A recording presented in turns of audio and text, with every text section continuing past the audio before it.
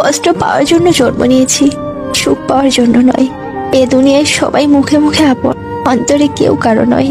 সবাই বলে দুঃখ নাকি খারাপ, কিন্তু আমি বলি দুঃখ ভালো, কারণ যখন আসে তখন কিছু না কিছু শিখিয়ে যায়।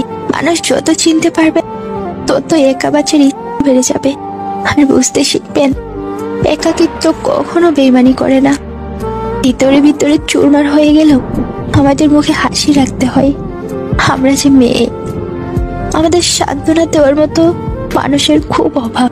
বিশ্বাস হলো সেই সুতো যা একবার ছিঁড়ে গেলে পৃথিবীর সমস্ত সুতো দিয়েও রিপু করা যায় না। যে মানুষ জীবনে অন্যের অনুভূতির মূল্য দিতে জানে না, সে কখনো কাউকে ভালোবাসতে পারে না।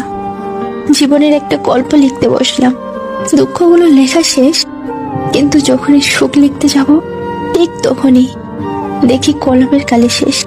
এটাই জীবন। জীবনের সবচেয়ে বড় নাটক হচ্ছে হাসতে না চাইলেও হাসতে হয়, আর ভালো না থাকলেও ভালো আছে কথাটা বলতে হয়।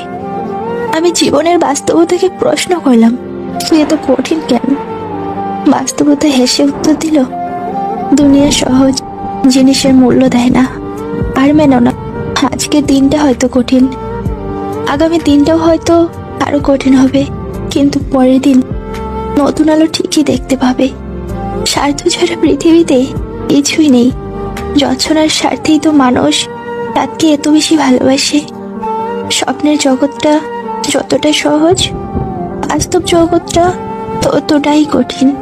ভালোবাসা তখনই পূর্ণতা পায় যখন একজন কাঁদলে আপনজনের চোখে জল আসে। জীবনের সেরা শিক্ষাটা পাওয়ার জন্য একবার ঠকে যাওয়া খুব দরকার। হারানো সময়টাকে শুধু মিস করা যায়, কখনো ফিরে পাওয়া যায় না। জীবনে তুমি যদি সঠিক হও তাহলে তা প্রমাণ করার চেষ্টা করো না, চুপচাপ অপেক্ষা করো, সময় সব জবাব দিয়ে দেবে। জীবনে নিজের পছন্দের জিনিস পাওয়া সত্যিই খুব কঠিন। দুনিয়া এমনই, গুরুত্ব দিলে করবে অবহেলা, গুরুত্ব না দিলে বলবে স্বার্থপর। কি হবে জীবনে এত পারফেক্ট মানুষ খুঁজে, যদি সেখানে ভালোবাসাটাই না থাকে? জীবনে বিশ্বাসযোগ্য মানুষ ঠকে বেশি, জীবনে ভালোবাসার মানুষ কাঁদে বেশি। জীবনে ভরসা করা মানুষ অবহেলা পায় বেশি। এই জীবনে ভালো মানুষের কেউ দাম দেয় না, আর খারাপ লোকের কদর বেশি।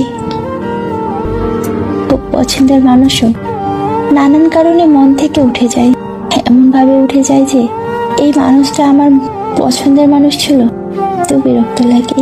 একজন বিশ্বাস ভাঙলে সবার উপর থেকে বিশ্বাস উঠিয়ে নিতে নেই, কারণ সবাইকে বিশ্বাস করা যেমন বিপদ, তেমনি কাউকে বিশ্বাস না করা আরো বেশি বিপদ।